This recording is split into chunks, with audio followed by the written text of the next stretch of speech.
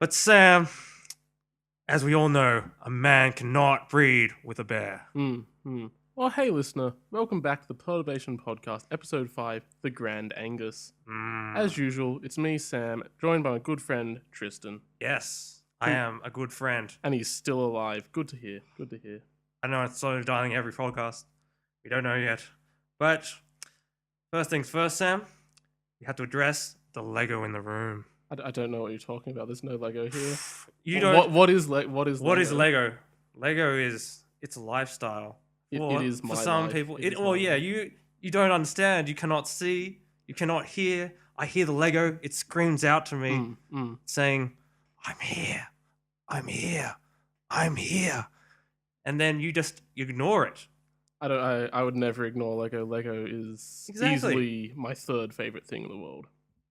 Shit. I'm not going to ask you your first. I'll tell you. The first is obviously cats. I really like cats. And the second is even more obvious. The second favorite thing in the world is the Perturbation podcast. Ah, yes. It is one of my favorite things too. Definitely. But yeah, so what's the issue with Lego? It's not that I have an issue with it. I love Lego too. It goes back into a deep place in my heart. But I haven't seen Lego or built Lego for a long time. And I now see it, and it came out of nowhere. Well, yeah, so listeners, viewers, whatever you want to be known as, you're probably unaware, but recently I came into possession of a large amount of Lego. Technically it's not Lego, but it's basically Lego. Yes. There's now 2 giant pirate ships and a big X-Wing from Star Wars, and it just sits very close to our podcast studio. And yeah, I don't see what the problem is. Well, what encouraged you to first get these pieces of Lego? Well, I've always liked Lego a lot. Yeah, but there must be some recent trigger point which you're like, Lego, it has to come back. It was discovering that I can buy cheap, kind of rip-off, totally legal Chinese fake Lego for really cheap, and I can get my dream sets. We're not sponsored by this Chinese Lego. It's called Lepin. Look it up on AliExpress. Really good. But yeah, I just thought... I know. You had to count all those pieces, Sam. I don't agree. Oh yeah, so part of the creation of these giant boats and X-Wing was counting around 3,000 pieces. It's a fun experience. I've always enjoyed Lego. Just counting, organizing Lego, it's a large part of me. My Lego life probably goes back to 4 or 5 years old. Got this big UFO thing which had this cool nose that goes and bow, bow, bow, bow, bow. It makes noises. It made noises? It makes noise. So it's this big nose thing with giant orange panels. You put batteries in it, and it's got 3 buttons, and it made different noises. It made the engine noise, a laser noise, and another noise, which I'm not going to try and attempt to make with my mouth, but it's a great noise. Do, do, do, do, do, do. Yep, sure, that's the noise. That's definitely the noise. But yeah, I had this cool UFO, and then, I don't know, I just got a lot of Lego, and my highlight of my Lego life as a child, 7 years old, I won a prize. It was the official Lego magazine, probably the Australian magazine, and you could submit your creations in there. I won first prize, and I got this giant Star Wars Millennium Falcon. What did you I made this cool, it's a red spaceship car thing. Okay, so yeah, it's it was really in hindsight, it's complete trash. Obviously. But it was red and it looked cool and it had just stuff all over it because that's what the kid does. You just put all the cool looking things, you just stick them all over it and make this chimera monster. But it won me first prize. And I think I won another prize from that. I think I submitted another time and won another prize. But yeah, so Lego gave me things as a child. It gave me prizes. So I've always loved Lego. And when I moved out, I left my Lego behind. I've got a large collection that's all organized in boxes, OCD, minor autism, maybe, I don't know. It's very organized. But that's not with me, and I wanted to get a small Lego set here. And you got 3. As you might be able to see, I got 3 giant sets. But that's because they're so cheap. And it's always been a dream of mine since I got that UFO. I've always wanted to have a pirate ship. I really like pirates, and Lego pirate ships are just the coolest. They're just these big boats. They've got sails. They've got cannons. You can pull the cannons back, and the cannons shoot things. I think you're getting too excited, Sam. This is me holding back a lot of my Lego hype. You don't even know. But yeah, so I've always wanted a pirate ship. I found that I could get 2 of them, so I got 2 of them. And if they make another cool pirate ship, I'll probably get a 3rd, if not 4th ship. I won't stop. It's a dark path. But it's cheap and affordable now, so why not get all the Lego? Oh, jeez. Understandable. I was a Bionicle once too. Bionicle? Yes, Bionicle. Wow, you butchered that. Good try. I know. I don't know. Bionicles aren't the same. Like I have a few Bionicles, but not as many as. But yeah, like I've got quite a few, but they're not the same. Yeah, I understand. With Bionicles, in case you're unaware, Bionicles are these kind of big Well, humanoid. it's like you assume everybody knows what Lego is, but you don't like. If you don't know what Lego is, you should probably stop listening to the Perturbation podcast because you are unwelcome here. No, it's a hard stance. Stay with us. Making. The stance is if you're not aware of Lego, what are you doing with your life? It's 2017. Lego is still big. I'm like, previous to Lego, you had like whittling, you had other types of building things. You could build. I don't think any person that was around the days where whittling was all you could have instead of Lego will be listening to this podcast. But I love whittling. Lego has been around since the 50s, Tristan. I love whittling. I know the history of Lego. Don't challenge me. I love whittling. Whittling is garbage. Whittling has gone back to when the first tree was planted. Yeah, but all those people are dead. All the people who used to whittle, they've passed on. They've moved on to Lego, and then sadly, a lot of the kids these days moved on to Minecraft. It's not the same, but I can see the natural through line from whittling to Minecraft. But Minecraft, they cannot physically build things. But you don't have to spend thousands of dollars to get all the parts. That's my only. Wait, so you're saying that what makes expensive. Lego good? No, that's what makes Lego bad. Is having to pay so much. Because like whittling, I just have to cut down a little bit of a tree. That's physical labor. It's tough. It is tough. Not anyone can like whittle a pirate ship. Well, yeah, most people can build a Lego pirate ship. If you're between like the ages of probably 10 and 99, which is like the official recommended ages, then you can build that ship. A 5-year-old could make a garbage pirate ship on Minecraft. The gatekeeping, you're whittling. But yeah, you're the whittling gatekeeper. Only people who can whittle should be allowed to make things. No, they'll like not make things, obviously, but whittling is a skill that lies outside. It is a dead skill. It's dead, but it's whittling so cool. How is whittling cool? This is a conversation that needs to happen. Are lumberjacks cool? Yes. Okay, yeah. They're burly men with with some checkered I clothes. wouldn't consider a lumberjack cool. They're a thing. They have chainsaws sometimes. Are like Harley Davidson bikers cool? Well, that's a natural extension of the lumberjack. Are you sure about that? Yeah, big burly men. Well, they're big burly men, but they wear plaid shirts and they cut down trees. Yeah, well, the bikers shred roads. No, the bikers. And the chainsaw goes rum rum rum rum rum. You know what the noise the bike makes? It goes rum rum rum. Oh rum, no! It's the same. They just have big, loud, noisy things. They make a lot of noise. They're both just a nuisance. Yeah, but like at least one, he's working towards something. We don't even need lumberjacks anymore. We've got machines. The machine can cut the tree down way faster. And whittling, just make it out of clay, make it out of Lego, make it in a 3D modeling thing. Why 3D printing has replaced whittling. Whittling is a dead art form, Tristan. But it's a good art form. It's beautiful still. No, it just burns. You just like put a flame near it and bam, your whittling wonders have just disappeared. Also, it's bad for the environment. Because you've got to cut the tree down. That's. But what did the tree do to you? Well, does Lego make Lego does not come from Lego does not come from a tree. I can guarantee you that. Where does the waste from Lego go? That is for real Lego. There's not much like real Lego. This is just gonna become me praising how great the Lego company is. They're like super environmentally aware. That's their thing. They made like a huge push to using renewable energy and doing like proper recycling and stuff. They're kind of the best. But you haven't answered my question. Where does the Lego go once it needs to be disposed of?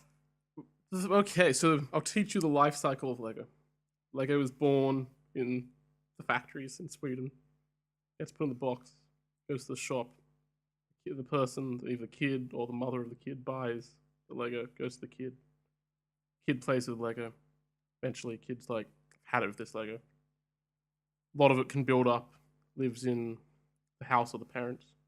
They do a garage sale, and like crazy Lego people who really want to get like more Lego, the serious adults who are into Lego, will just go to all the garage sales and be like, I'll buy all that. They buy Lego by the kilogram. They buy it in bulk, and then they just amass it in their homes. There is no Lego waste. It all ends up in the homes of crazy people who really like Lego. I am not at that level yet, and I probably will never get to that level, but I could.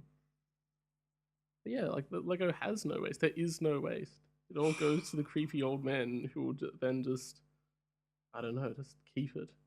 I feel like and then eventually, it's at the old man's house so long that it breaks down. The half-life of Lego, it eventually just becomes atoms. But when it breaks down, it becomes like plastic. Like wood has a much smaller lifespan than Lego.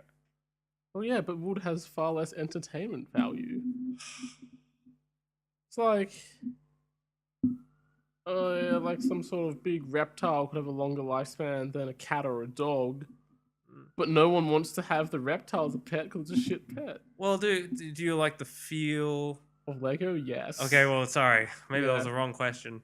I like the feel of Lego, the smell of Lego, not the taste. I have never eaten Lego because I'm not a shitty child. Yeah, the smell. You see, wood has a one-up on that because I enjoy the smell of wood.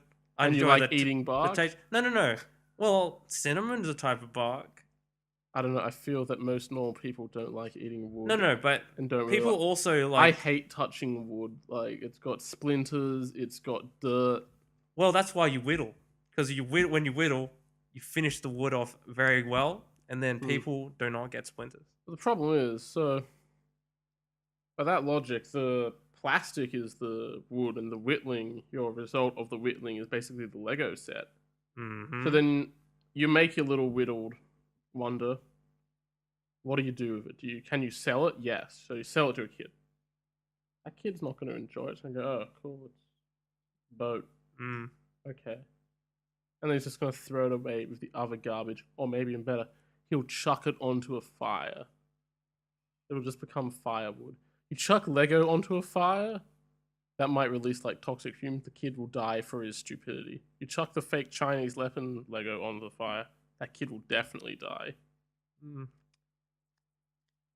It's better for the environment. It's better for the environment that the kid who is throwing things into fire dies. Whittling is like, it teaches you a little bit about the fragility of life, a little bit about what makes some things beautiful is their tendency to not exist forever. I don't know. But it's just stuck as this shitty little figurine. Like, if you're whittling big scale stuff, could you whittle a big X-wing? Yeah. Really? Yeah. It would not be stable though. Have you like? It's got very thin parts and stuff. You would not. Also, you'd need a really thick log if it wants to be the same size as my giant Lego stuff. You're gonna need a really thick tree trunk. And if you kill that sort of tree, that's the bad tree.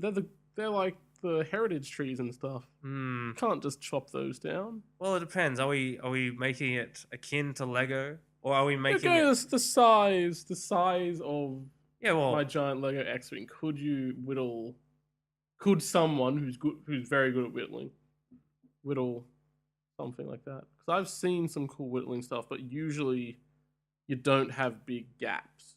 Like it's usually like similar to pottery and stuff. Yeah. Yeah. Well, yeah, obviously because it's working from outside in. Yeah, it's possible, but it is a long task, and it's probably easier just to make the bulk of it, or make the wings separate from the body, and then assemble it together, sort of thing. And so it's better when you get to assemble stuff. You know what has assembly, Tristan? Lego. Lego has so much assembly. I think we should move on to our next great segment, fear. Tell me about this segment, Tristan. Is it one of your favorite segments? Yeah, I'd say it's one of my favorite segments. What is fear, Tristan? Well, I think I'm developing a fear. Of too much Lego? Or of like the art of whittling disappearing from the world? Yeah, is that your darkest fear? I'm afraid for whittling. Whittling is a dying art. Good. I want whittling to come back. No, whittling is not going to make a comeback. Well, I have a lot of wood enthusiasts with me. That was badly spoken, but the power, the end. A good but no, that's a good carry on to what my fear is. I think I'm developing a fear of speaking, Sam. That's probably not good because we're recording an audio podcast. I know. Words don't happen anymore for me. The words have been replaced by whittling. All your words are just whittling. So. Yes. See, you're walking down the street. You're telling a story of walking down the street, and when you recite it, I whittled down the whittling. Everything is whittling now. Whittle, whittle, whittle, whittle, whittle. The wattle. Well, yeah. If you've got a fear of speaking, a podcast probably isn't the best. I know, but I understand that the universe will end if I don't speak. Without the Perturbation podcast, life cannot go on. And I know that. For the sake of the universe. And without you, Tristan, without the Perturbation podcast cannot go on. Oh god, yeah, I know. But yes, I must continue on the path of verbal ascension. The path of verbal ascension, yes. Yes. Yeah, it's a great path. I'm starting to gain something inside of me. To conquer your fears. Yes. Conquer the fears. I like to use the words courage and gusto to describe these things. I think they're good. Gusto is a pretty good word. It's like gutsy and gutsy. Except it's like almost an anagram of that.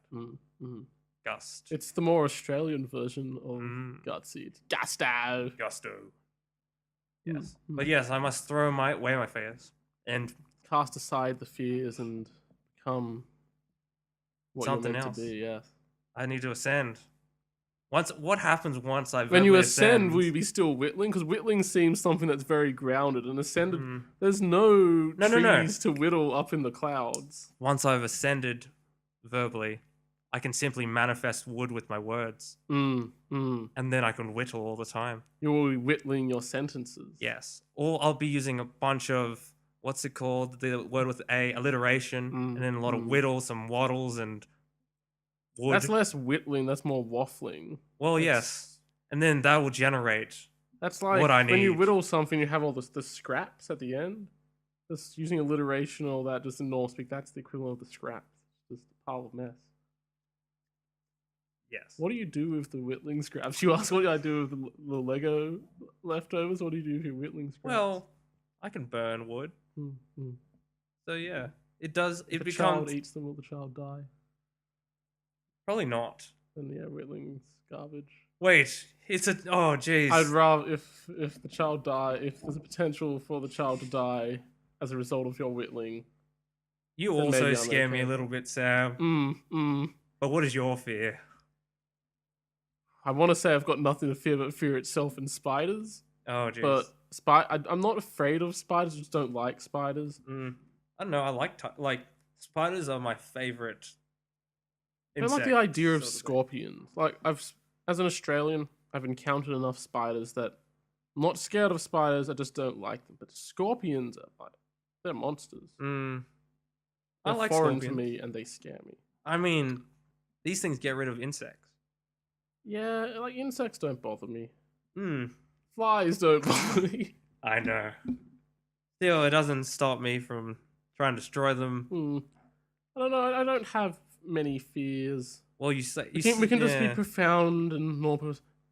I fear being alone. Oh, I do too. That's for all. That's a a later segment, sir. I fear sadness. Oh, I obviously don't fear death because I was like, people were talking about running me over with their car when I was crossing a pedestrian crossing, and I was like,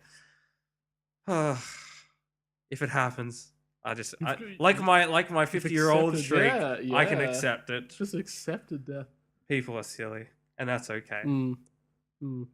So, I guess I don't really have specific fears. Not that I can think of. Not that you can think of. But nothing like a fear of falling or like or clowns. I've not got really any stereotypical. Well, like I don't like snakes. I guess like, it's less of a fear. Similar to scorpion. Surprisingly enough, I haven't seen many snakes. Like I've seen snakes in a zoo and on a plane, but not many just out in the open. Would you say you have a fear of bad tasting food to your palate? That's less of a fear. That's just like immense hatred. I hate food. I just hate food. It doesn't have to be bad tasting. I just hate food. It's less of a fear though. I'll tell you one other fear that I've had. It's not really like most of the things that we're talking about. They're not really a fear, but it's still something that I like to avoid. And that is, I have a fear of picking up the telephone. And apparently it has a word for it, but I'm not gonna look that up because I can't be bothered. Not gonna attempt the weird phobia name. I hate talking to people on the phone. But like I can understand that. Because like every time I feel like I need to script myself before I'm about to pick up the phone. Because if I pick it up and I'm not ready, I'm just like, you just freeze up. God damn it! That'd be an extension of like a fear of speaking, I guess. Yeah, I guess so. Yeah. But yeah, holding a phone, that annoys me. It's an uncomfortable. But I feel like a lot of people are starting to develop. Maybe not. It might not be a conscious fear of speaking, but people don't speak to each other anymore. So yeah. I don't know, you're just going to sound like cynical old people. Kids these days on their phones, never speaking to each other. Don't even. I feel like I'm an old person a lot. And I'm just like... I can relate to that. But the kids not speaking to each other stuff, no, I'm not at that level of old person yet. Because it's not just kids, it's everyone is just on their phones. And that's a different problem. Yeah. It's not that they're not like talking to each other, it's more just they'll be on the phone while with the person that they're talking to on the phone. It's like, what are you doing? I know this too well. And I get younger and younger friends every year. And they get worse and worse. I've realized I do have a fear. Oh. Like a legitimate fear. Okay, here we go. I fear that I'm going to enjoy the Emoji Movie. Unironically. I'm scared for you, Sam. If it has good actors. It has Patrick Stewart as the poop emoji. He's a good actor. There's a chance that I might actually think it's a decent movie. Like, I can't. If that happens, can I live with myself? No. No. So I really enjoy bad movies. I watched the second XXX movie with Vin Diesel last night, and that movie, it is just garbage. Oh jeez. But it is great. It is enjoyable garbage. My fear of the Emoji Movie is like, it might actually be okay. Yeah. And I can't accept it because I'm going into it thinking that I'll just despise it and just the epitome of all that's wrong with kids these days. Yeah, it's based around a trend that's just. But what if it's good? What happens if it's an okay? See, I already accepted emojis. I just can't. They're part of my life now. You can't. People are always about showing emotion through their texts. I've got no issue with the idea of emojis or emoticons if you're an old person like me. Got no issue with them in text. It's like when that kind of crosses into the real world and you can buy like emoji pillows. Those just really bother me. Well, that Emoji Movie, it'll cross into the real world. Yeah. Very soon. It is. The Emoji Movie is an extension of that, but what if I don't hate it? Because I've got to see that. I've got to see them because the chance that it's complete garbage is pretty high, and I could enjoy that. But what if it isn't? What if I enjoy it? Now I have an extra fear. I fear that you're gonna enjoy this movie. And then what will that mean for our friendship? I don't know. Could you be friends with someone who unironically enjoys? I have friends who like movies that I don't like. I just. What happens if you enjoy the Emoji Movie too? Because you will see it with me. What? You will see the Emoji Movie with me, Tristan. What happens if you enjoy it too? I'll also probably accept it, but I haven't put high standards on me, like on your hatred of the like Emoji Movie. Exactly. I'm not expecting myself to be goaded into. For what it's worth, it doesn't come out until the 14th of September. Okay, good. You've got a while to like mentally prepare yourself for the Emoji Movie. That's like birthday movie. My God, yes. No, we're not. I'll treat you to the Emoji Movie as a birthday present. Exactly. There you and go. it like you can't say no to that. The Emoji Movie should be exactly like the day of my birthday. It should be a bad day. A very bad day. And with that, I think we should move away from my fears. Got to throw away all my fears of speaking and move on to our next segment. Our next segment is Salt. Yes. It's a long-running segment, and well, maybe not that long. It's a wee bit 5 lines. Or maybe you shouldn't give away your I can't count, but here we go. Sam, take it away with Salt. We all have salt, Sam. I'd ask you where your salt is, but I don't really want to know. My salt is in my heart. I am a salty boy, but not as salty as McDonald's French fry. I'm gently salted, like a lightly marinated, slow-cooked lamb roast. I do not care for beef, Sam. I have not got enough salt for beef, Sam. But when people don't have enough salt for beef, salt leaks out of my eyes, and I become the sea. A fine installment of the Salt segment. Yes. It always speaks to me deeply. Very deeply. I like lemons, Sam. Lemons? Yeah, lemons. You know what Well, do you know what I have lemons with? Salt. Oh, well, yes. The salt, the sweet and the salty, the sour and the... When I go Korean barbecue, they put the salt and the lemon together. Or maybe it's Vietnamese food. I don't remember. But I'm not talking about pork chops. I'm talking about fish and chips. Chips pretty good. Fish are garbage, but... Where do you eat fish and chips, Sam? At a fish and chip shop. And I know where those fish and chips shops are. But do you know where these fish and chip shops are? What? I will tell you, Sam. Yes, just tell me. Clearly you have an agenda, a fishy agenda. It's at the beach. Of course it's at the beach, yeah. And what is at the beach, Sam? Sand. Sand. You know. He knows. Moving on from our segment Salt to our new segment, Sand. Well, it shouldn't be called Sand, but I have an album that I'm currently making. Mixtape? Yeah, my mixtape. Dropping the mixtape? You haven't dropped it yet. You're preparing. You're making it. Well, isn't a mixtape like just a collection of songs? Yeah. But I'm making songs. Yeah, that's what a mixtape is. Really? So you make the songs. Oh. Well. So I've been writing. I've written 3 songs. But tell me about the songs. No, but I'm not. There's a lot of genres in this album, but I just want to talk a little bit about some of the titles first. I've come up with a few titles. Paint me a picture with your words. Well, there are 2 titles. One of them is Sea in the Sand. Is the other Sand in the Sea? Well, that'd be too straightforward. People would be they'd be confused. I feel that'd be good. You have like first song, Sea in the Sand, and the last song of the album, Sand in the Sea. It's like it wraps it up. There's potential there. See, Tristan didn't consider this, and now he's actually thinking that's a really good idea. But that's like a song title. Oh yeah. That's what you're talking about. No, I'm talking about the album. Oh, the whole album. Okay, yeah. okay. The other one is Sandy boy. Sandy boy. Well, are all the songs going to be sea/sand related? Yes. Okay, then either works. I mean, I've made my 3 songs are "Stop the Wailing," but it's like there are whales in the song, but it's wailing spelt WAILING.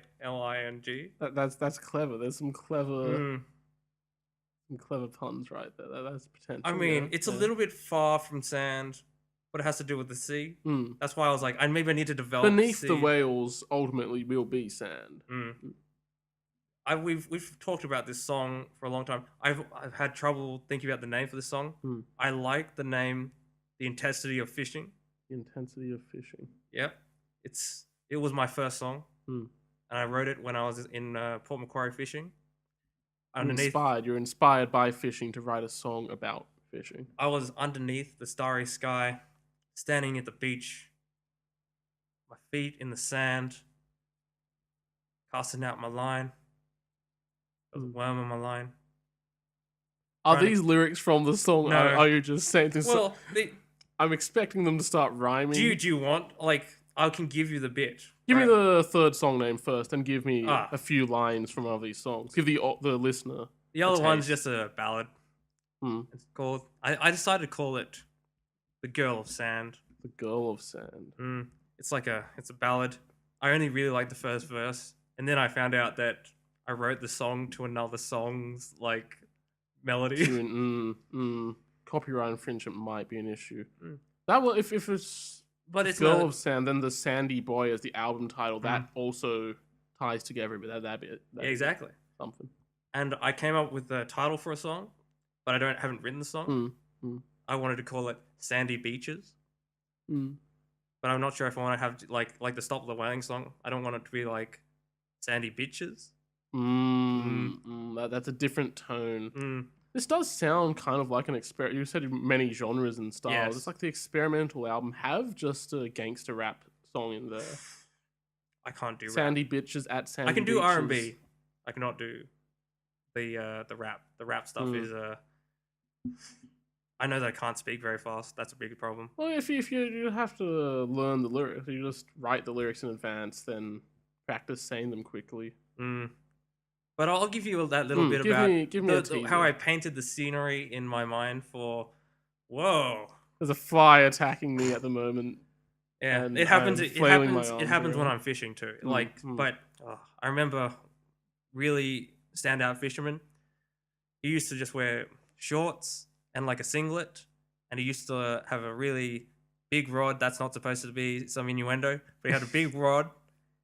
He'd catch some massive jewfish. You get that giant cod. Yeah, you don't really know what a jewfish is. It's like a salmon. That sounds like something politically incorrect. No, but yeah, it's cool. Do the Germans like jewfishes?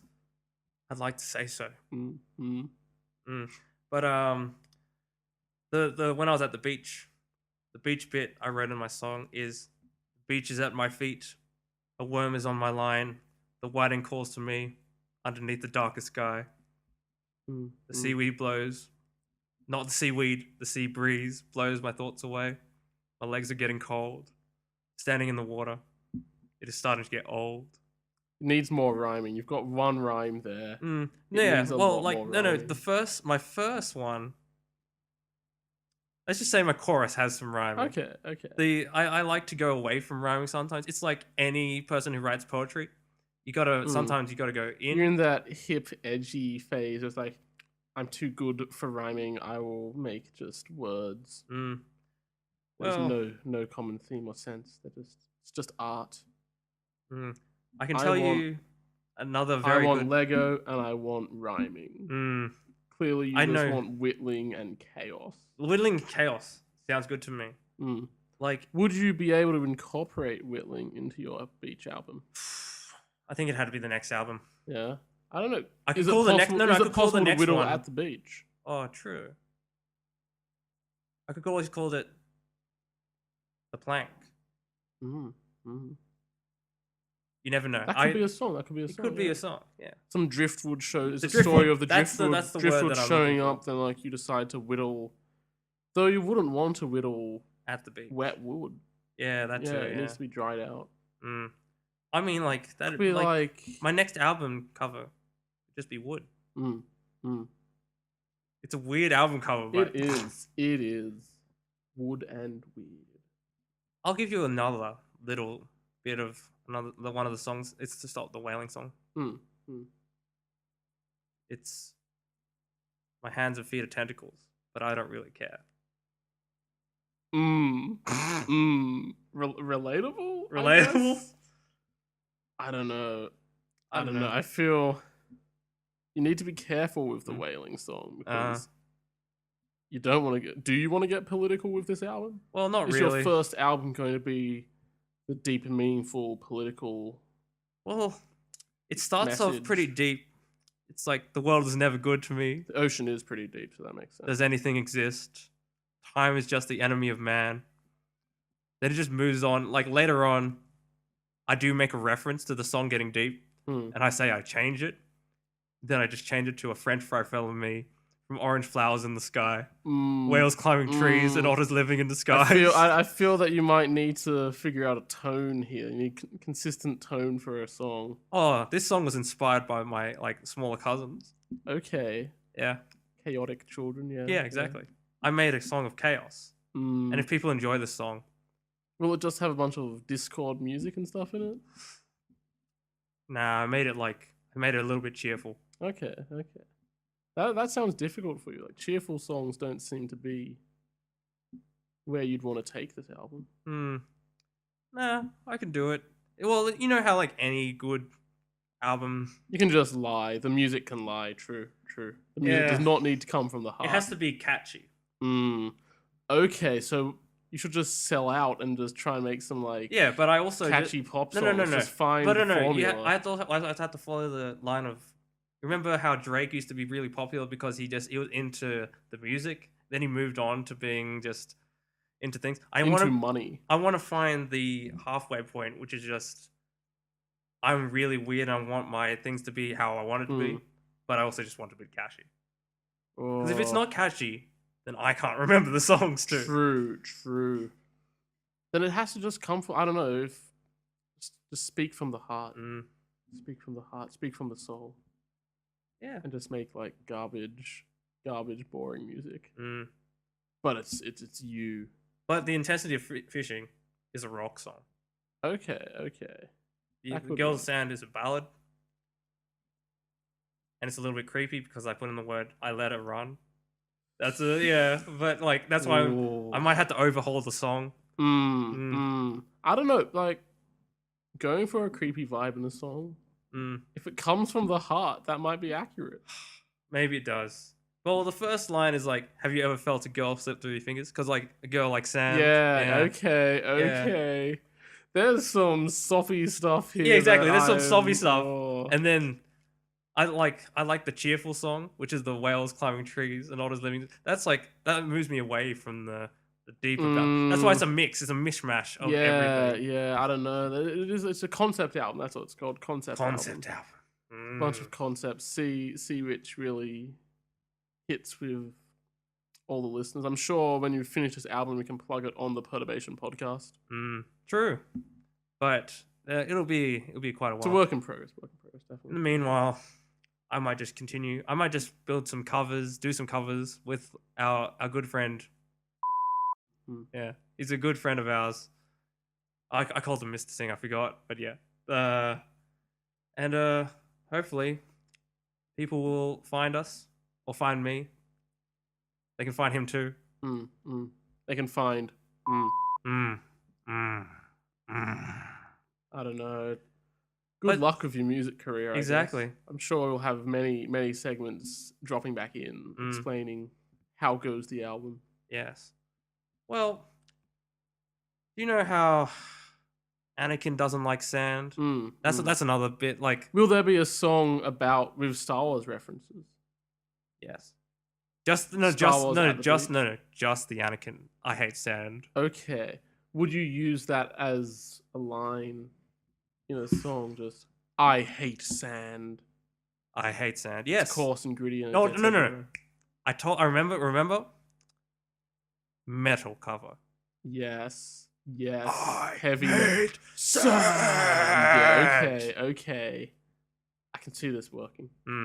Exactly. Would you record or would you sample Hayden Christensen's line? No, I think I'd have to go. That would require me going through a little bit of copyright stuff. I need to just make it. There's like fair use for 30 seconds of audio, I think. Just sampling. Nah, I'll commit to, because if I'm doing live performances, I can't just trip his voice every now and then. I don't know, if you're doing a live performance, it's all going to be pre-recorded. It's modern music. It's all just lip syncing, Tristan. Lip syncing and auto tune. I know that. Will you auto tune your voice? No. Could you, or do you just passionately hate auto tune? I do hate auto tune, but I've listened to myself sing badly with autotune as backup, and it helps. Yeah. It helps a lot. It definitely does. I don't know. I don't have much beef with autotune. But I do have some beef though. Yeah, like how Anakin has beef with sound. I have a lot of beef with a lot of things. I feel like this is another segment, a very seamless transition to a segment I like to call Things Sam Hates. Oh jeez. I hate a lot of things. Oh jeez, he doesn't fear a lot of things, but he hates a lot of things. Exactly. Like, I hate spiders. See, I'm a lover, not a hater. I don't fear spiders. I just hate them. But that's not what I'm here to talk about hating today. Today I want to talk about how much I hate loud drunk people. I'm sort of one of those people. Yeah. This may be the end of the Perturbation podcast. Oh no! At this impasse, will you be a loud drunk person at like 2 a.m, walking down a public street? See, I might be a loud, not drunk person. Because you are a loud person, but I feel that you're not the kind of person at 2 a.m. walking down public street. You're like, "Hey, Keza! Get back here! I can't. Slow down!" No, I can't. And then Keza, the lovely Keza's like, "I'm going too slow. Don't come back." This is what I heard last night at 2 a.m. I wanted to die. If the listener isn't aware, I live on a street between a station and a bar. Is it a bar? No, well, it's I think they call themselves a hotel. Yeah, it's basically a bar club sort of thing. Because on a Wednesday they have their special theme nights, and I used to go to them, but then I found out I don't like the people there, and that's okay. I don't think there was a theme for this. I think the theme was just get drunk. No, because on Wednesday, I think they have like a happy hour thing as well. So yeah. So you get a bunch of people just walking down the street, making various levels of noise. There's a trolley. There's a trolley somewhere on the street. So as people walk past, they kick the shit out of the trolley. That brings me back to good old days of high school. And riding trolleys, because they did that too. Yeah. You could hear them kicking the trolley, then the next group come down the kick trolley, then the Keza group. Keza, she rode the trolley. That was why she got ahead. She hopped on the trolley and was like riding the trolley, and you could hear it rattling down. And then she got away from her group, and they had to yell to try and get her back. How is she going to come back? She's in the trolley. I don't know. It's the worst. As loud people are the worst. Be more considerate of people. Like, if it's a public street, try and keep it down. The best highlight was a long time ago. Similar event, similar loud drunk people. They were all making a lot of noise. At least 3 or 4 people from apartments around me are going, "Shut the fuck up!" Just screaming at them. I'm trying to fucking sleep. They're the worst. They are the worst. Just don't be inconsiderate. No. And also, are we saying the people in the apartments not being? No, the drunk people. Oh, good. The apartment people are in the right. No, because I know they're in the right. But sometimes I'm like, should you goad them into being more loud? I don't know. I feel if this was America, you wouldn't need to yell at them to shut up. You just shoot them. And I would be okay with that. I hate these people enough that if they were gunned down on the street, I would be happy and the world would be a better place. You gotta spread love, not hate, Sam. No. Hatred is the way to go. But yeah, I before I forget, it just reminds me of high school because I was in a group of people who were a little bit dumb at times. And, we used to be at the university nearby us. We found a trolley. we were on the way home from watching like a movie in a park sort of thing. Found a trolley, yep. And we found a steep hill. Oh no. Yeah. So somebody was like, I want to go on the trolley. And I was like, yes. So we put one, we got a few people down at the bottom of the hill, a few people at the top of the hill. We let this person gain some speed. They went down the hill. They're going pretty fast. And then as we were braking people at the bottom, we had to swing the trolley across to stop them. It was dangerous. And everyone was okay though? Everyone was okay. Got hurt? And that's boring. You want... But it was fun. Be more fun if someone got hurt that wasn't you. But you have to remember, people who are silly and stupid do not get injured. I beg to differ. Well, it's like... They don't get injured as much as they should. I'll agree with you there. But ultimately, it catches up with them and they die in car crashes. True. But, like, yeah. Car crashes are a different thing, yeah. That's people being idiots on the road. Well, what happens if the trolley goes onto the road? Well... Then they'll probably die. They probably will. Yeah, true, but because I feel like somehow idiocy creates like some sort of armor, effect. the armor of stupidity. It's like plot armor. Yes, plot armor. They don't deserve. Stupidity armor helps. It just helps a lot. We don't understand how or why. It just does. Because you only hear or see the ones that don't get hurt. Like. For every 10 people jumping off buildings into like swimming pools and stuff, you don't see the videos of the ones that die. You just see the success. And on this very high, happy note, we can move on to our first break. So Tristan, have you ever choked? Oh yes, the Have You Ever Choked segment. One of my favorite segments. I knew you'd like it. Long-running segment. So yeah, have you ever choked? Well, are we talking about the choking as in haven't done something or was going to do something and then didn't do something? Or physically just choking? Either works. I remember the only time that I physically choked was when I had a piece of ice. We went around the wrong hole. Wait, we went in the wrong hole? Sorry. The wrong pipe. This is still the piping went down the lower pipe. No. Where are you choking? What is choking? I might have been a little bit sick. I put a Tristan, if you're putting the ice in the wrong hole, you are a very sick man. Oh no. Put it in. So the ice went in the mouth. The pie hole. The mouth, yes. Yes, the house. The pie hole, you're still... Oh, jeez. There's some ambiguity here. But yeah, so you put the ice in your mouth. In the mouth hole. This hole, every time you say hole, this does not help. But yeah, so you put the ice in the mouth. I sort of breathe in, and the ice comes down with me, and then I'm like, I'm having trouble. And then it sort of melts in your mouth, and you're like, oh, it's getting better. Yeah, like that's if you're choking on ice, the problem solves itself in a minute or two. That's a good choking. But they have like sharp edges. It doesn't feel good. True. It's not pleasant, but like at least it resolves itself. Ugh.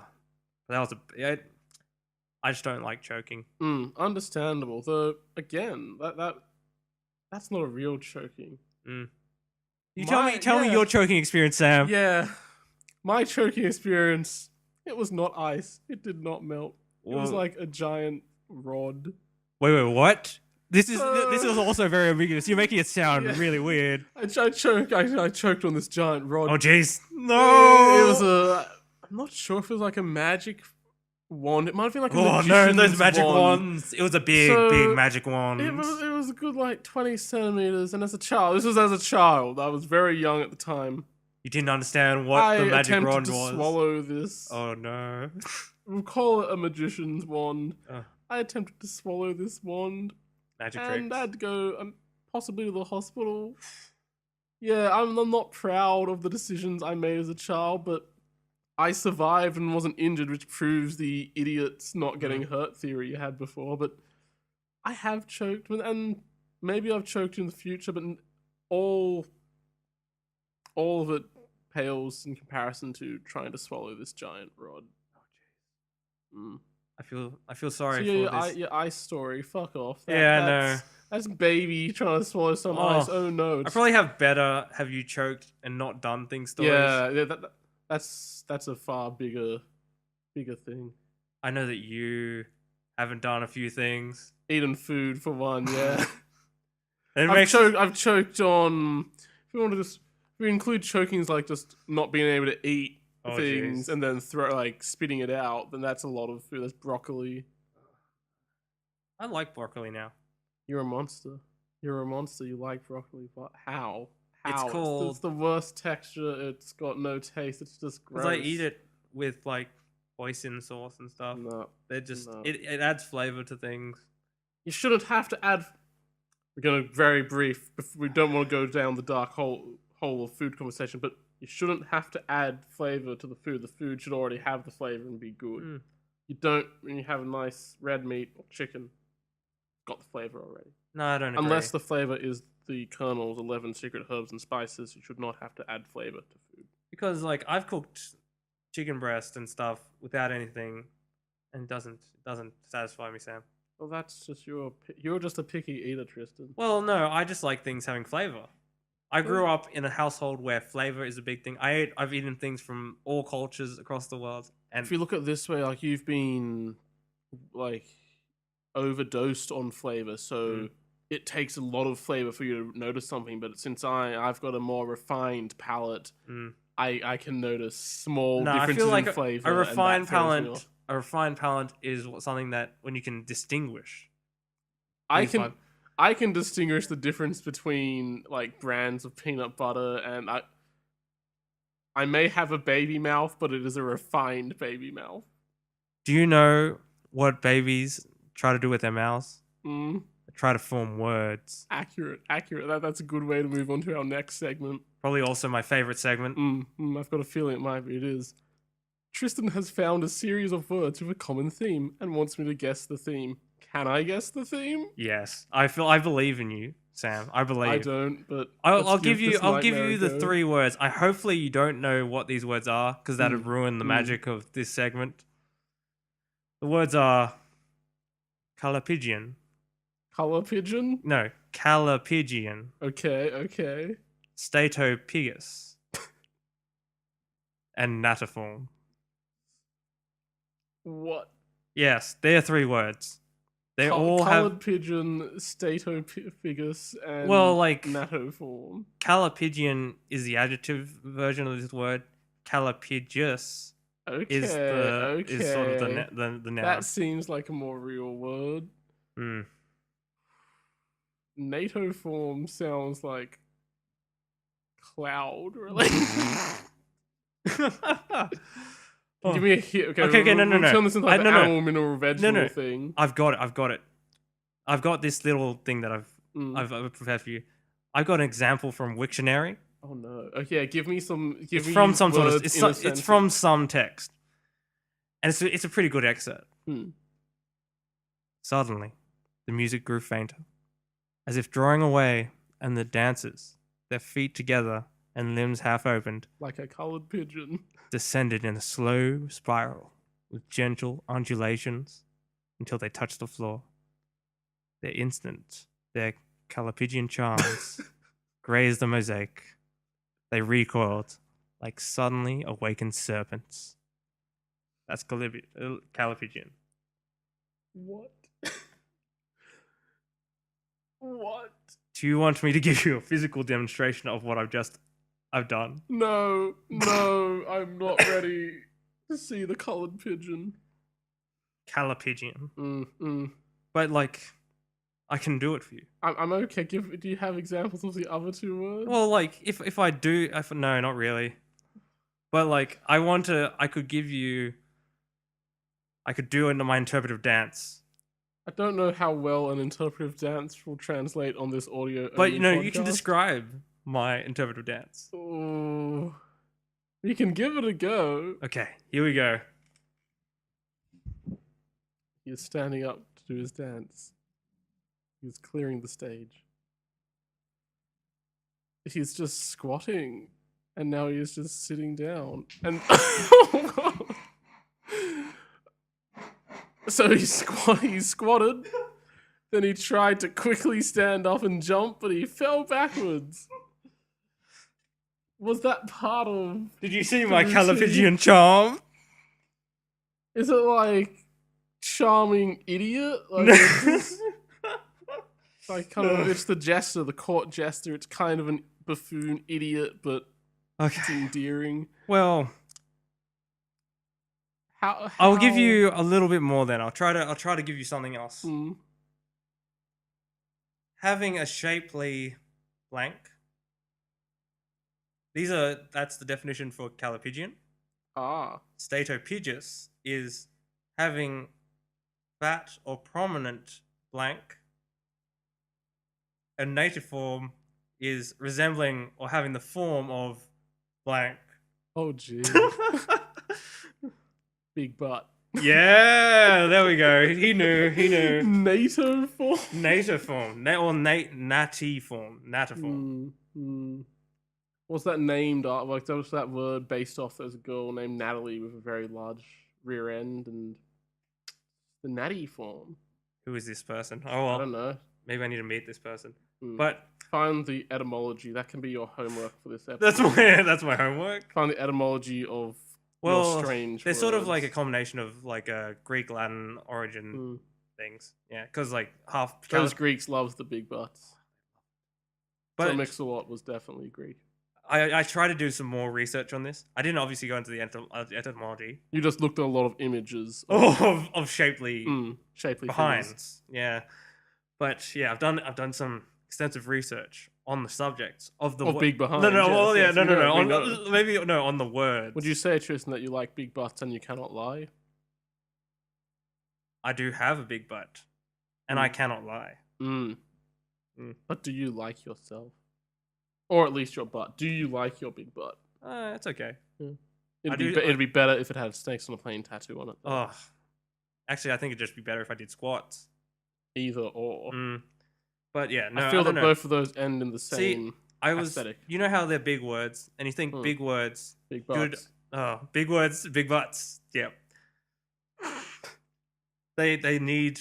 You feel like they need to have something on the end of them. Like, this person is a Calipigianographer.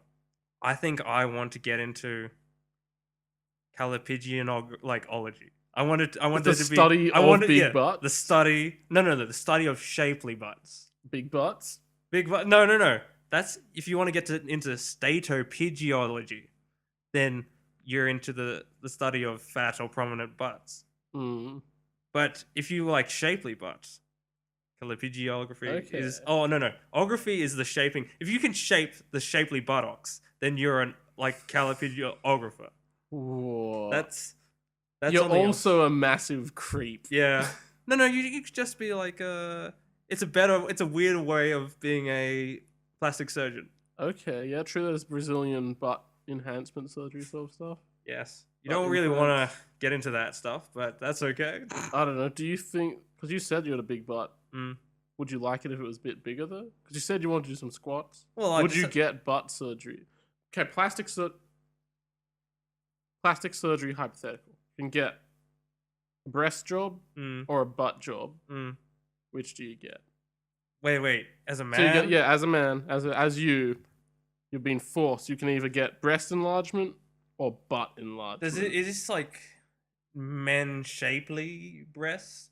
No, it's just standard breast implant. Well, why? This is a weird alternative thing. I feel like you need to tell me your answer. Probably butt. Yeah, because like I was like, having weird breast implants is too weird for me. I think I need like butt is okay. Okay. Because it's just extra padding. It might be more useful. What is like the size of the butt implant that would switch this decision? So like, you'd have an enormous butt, like it'd stick out 40 centimeters. Would you rather get breast implants? How big are these breast implants? You'd have notable cleavage, and you'd probably want to wear a bra. But do I look like a woman? Well, Because you just have breasts. Do you think it'd be strange? Do you think that you could look like a woman? No, the rest of you? Like, no, not with a male physique. You'd be if you like were clean shaven and grew out your hair, you might be passing. Maybe. For all those listeners out there, or the only listener we've got, I have a massive beard. Massive is a strong understatement.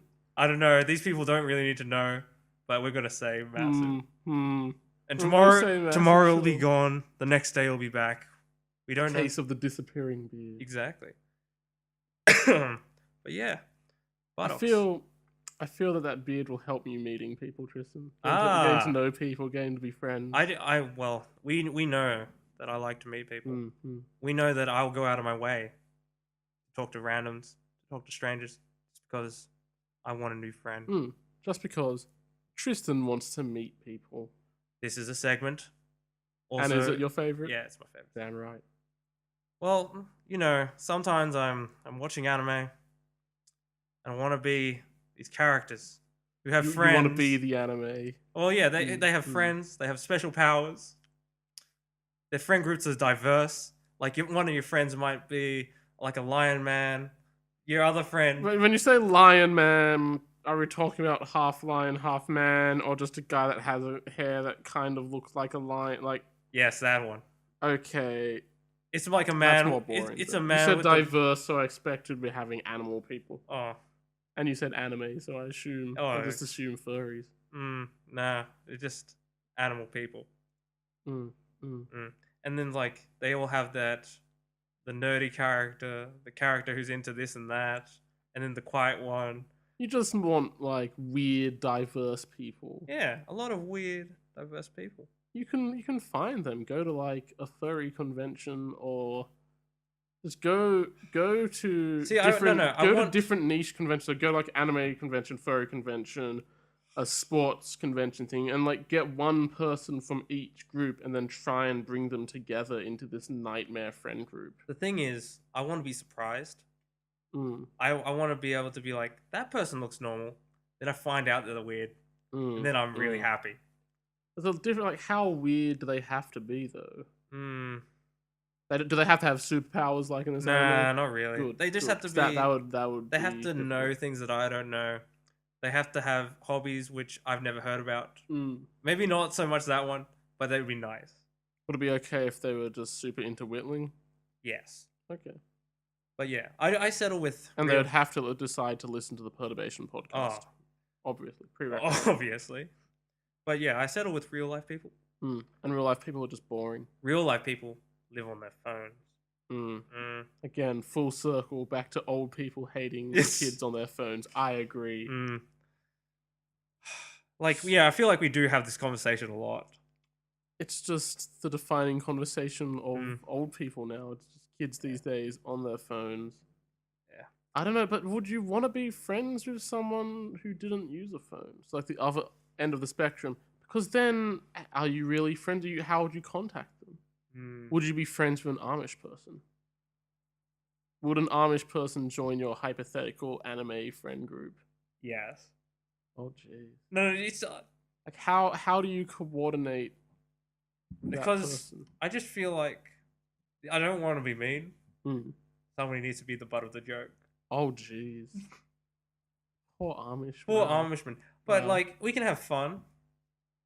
As long as it doesn't involve technology. You can't catch a train, you can't use He can be cars. my whittling friend. Yeah, exactly. Yeah. Like, you go to his place, you've got your bike. Your bike probably isn't technology. So you can bike over to his place, whittle away, and then, like, not use any electricity.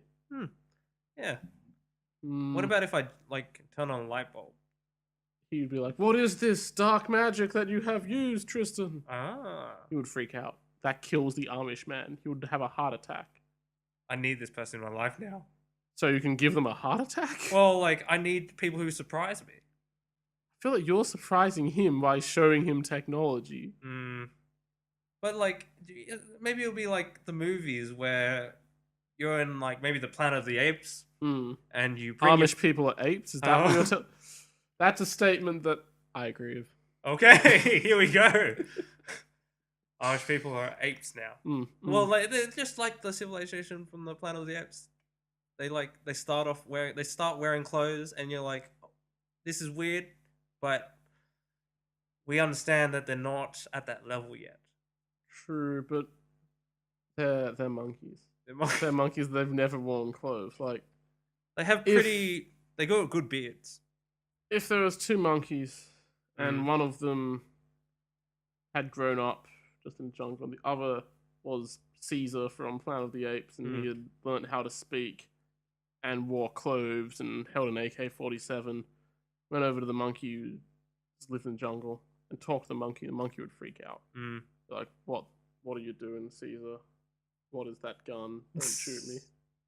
Oh yeah, that's good. I feel that the monkey would not cope. But are there any other what character archetypes do you want in your fantasy anime friend group?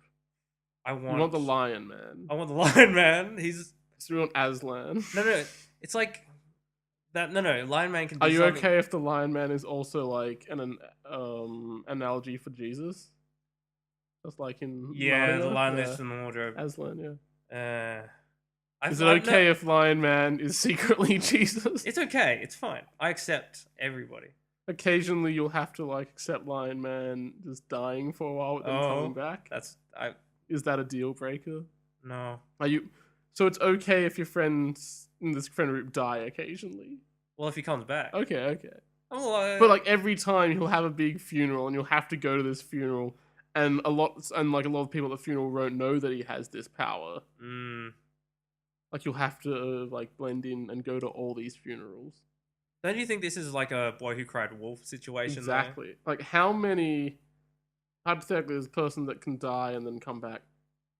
How many times would you go to their funeral before being like, no, I'm not going to go to funeral anymore? Can I like just put in a video message thing? No, because that you don't want to use your phone. That's rude. Like the kids these days. Is it going to be a big? This guy, he's also Amish, so he's not going to see a video message. You need to go in person. Show your respect. You need to go in person. But like, is it going to be a big scene every time? It's going to be a funeral, like a proper funeral. Well, sad funeral. I could just be like, it's like, are you gonna be going for a little while, Lion Man? And he'll just be like, just go, Rah! I'm going for a little while. I'll be like, I'll see you on Tuesday. So how many funerals though? Would you go to his first funeral? I'll go to his first one. Second funeral. Second one, I'm just like, are you going to come back?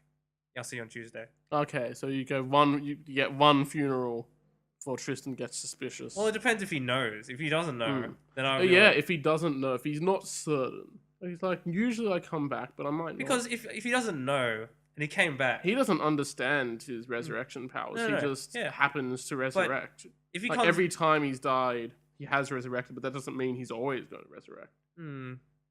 Yeah.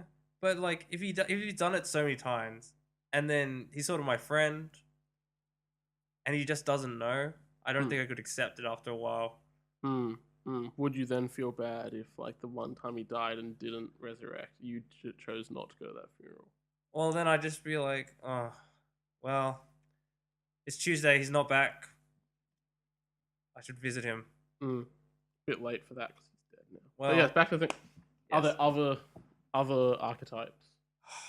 I really like the archetype of the yandere. You're gonna have to explain to people who don't watch anime, I feel. It's a crazy person. Somebody who's a little bit obsessive.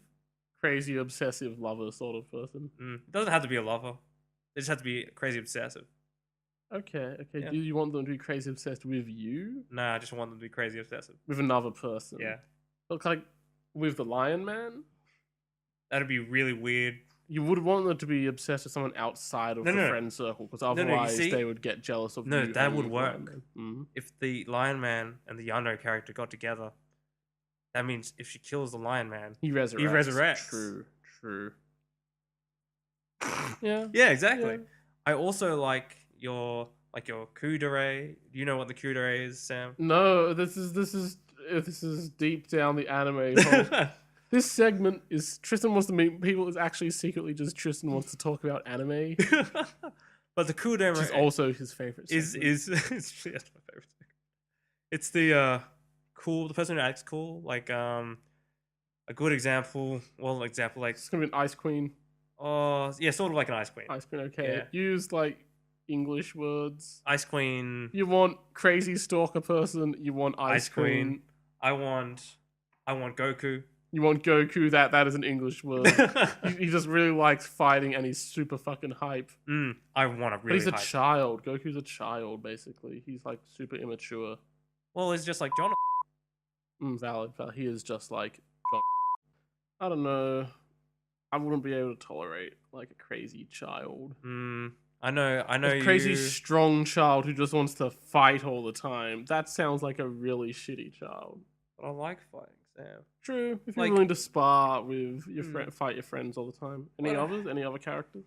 I really like the sporty one. Okay, so you want sporty one is Sporty Spice. Yep. Yeah, Sporty Spice. You want all the spices. Punk Spice. The one that's really into music. The one that I don't know my Spice Girls as well as I should know my Spice Girls. Well, isn't that the bitchy one? Punk Spice, Sporty Spice. There's like the attractive Spice. Pretty Spice. Pretty Spice, yeah. I don't know. The 11 secret herbs. Those are the spices of the Colonel. Yeah. Yeah. There's. I want the Colonel to be my friend. There's Gravy Spice. Sam. Colonel Sanders. Okay. Okay. I would have Colonel Sanders as my friend. Would he be an archetype, or is it specifically Colonel Sanders that you want? I don't know. A lot of people play Colonel Sanders. I think I could accept any of those people. Would you want a military man? Military man? Nah, maybe not. We missed a lot of Spice Girls. We missed Scary Spice. Oh jeez, I don't. Scary Spice is the yandere character. We missed the worst Spice, which is Baby Spice. Oh, see, we missed Ginger Spice. It's posh, sporty, baby, scary. Posh, Ginger. Yes. Posh is I don't mind posh characters, but would you want like? I like intellectual. I don't like posh. You don't want like the Richie Rich characters in your friend group. See, now I would want to be friends with Richie Rich. Yeah, you say you say Richie Rich. He has. I changed my mind very quickly. Richie Rich could have so much Lego, and I could just go play Lego at Richie Rich's house. But what happens when Richie Rich gets old? Because if he still has money, I'll still want to be friends with him. I don't know. I feel like friends with Richie Rich. Rich people sometimes they sometimes go down dark paths. As long as he still buys Lego and is happy for me to come play with his Lego, I will accept whatever dark path he goes down. What about if all his Lego is covered in drugs? Cocaine Lego sounds even more fun than regular. Okay, here we go. Not into drugs, but Lego is my drug. And so cocaine Lego would be like a super drug to me. I feel like drugs and Lego are one and the same. But it extends to drugs in Minecraft. That's a thing, and drugs and whittling. Yeah. Back in the old days before Lego and Minecraft, when all you had was whittling, you'd whittle and you'd do drugs. Well, have a good old pipe with a little bit of that powder stuff. What happens if like your hypothetical whittling friend is also an opium addict? Is that a deal breaker? Yes. Would you be able to?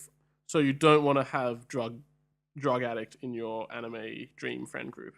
I would say not. That reminds me, I want royalty. Royalty is that's the posh one. That's no. Yeah. But I want them to be legitimate royalty. Yeah, like a noble. But what if they're just posh and kind of arrogant and stuff? Well, I don't want them to be an arrogant royal. You want like a humble, not arrogant nobility. I feel I don't know. Richie Rich was not humble. The whole idea is Richie Rich was not humble. Then he becomes humble by the end of the movie. And at some stage he gets angry, and the kids all abandon him. I thought he just lost his parents, and then he's like, no, he has his parents. Then the parents arrange his stuff. Like the parents buy him all his stuff, and like help. And buy the friends, basically. Oh. Yeah, like he's just the spoiled kid who buys the friends, and then the friends, he finds out that the friends have just been friends to him because they've been like given free stuff and that. Then he gets upset, but then in the end, they turn out to be real friends because that's how movies. Because money. Ultimately, money solves all the problems. It's a good movie. I might be completely wrong about this, but I think that's how Richie Rich works. Saw it when I was like 5 or 6 years old, and it appealed to me. It's like, if I was Richie Rich, I could have so much Lego. And with that, I feel like that's a good place to end our podcast. Richie Rich is the best place to end anything. Like and subscribe to the Perturbation channel.